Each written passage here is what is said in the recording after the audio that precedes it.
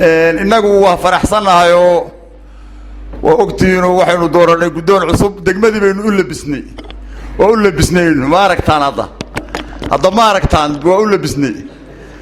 وحيرته قبل كانوا أول بسنينا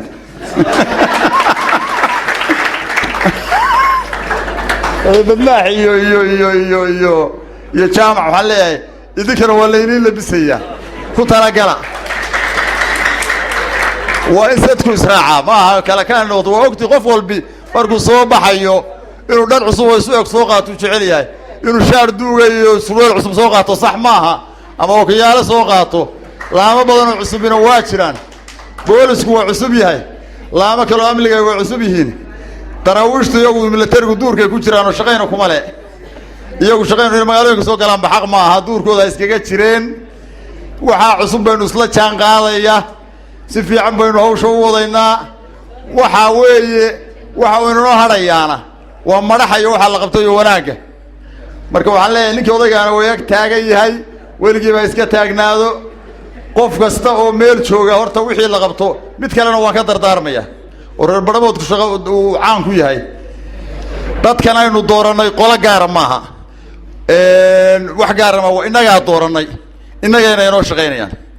haddaan ahayd xisbi kale iyo haddii reer kale la kala ahaa iyo haddii wax la kala ahaa waa in lala shaqeeyaa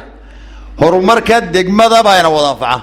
haddayna la shaqeyno kanu halku ka yimi iyo kanu waa heble iyo kanu waa reer hebel iyo kanu waa xisbi hebel iyo waxa weeye waxba inoo hagaagi maayaan iyaguna waxba ma qaban karayaan waa in la isgarab taagaa xisbiyada qudhoodu dee sincad iyo maxaan ku wadaay mideeye iyo xisbiye iyo xisbiyadii kale waxaan leenahay waa inaad ka haba hadda hogaankii qabatay waa inaad la shaqeysaan waa inaad horumarka degmada kala shaqeysaan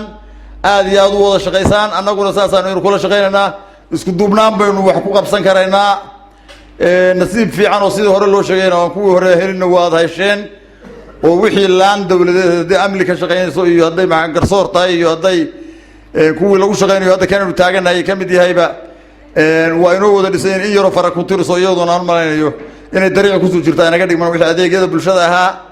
insha allah jaaniska fiicanna waa haysataan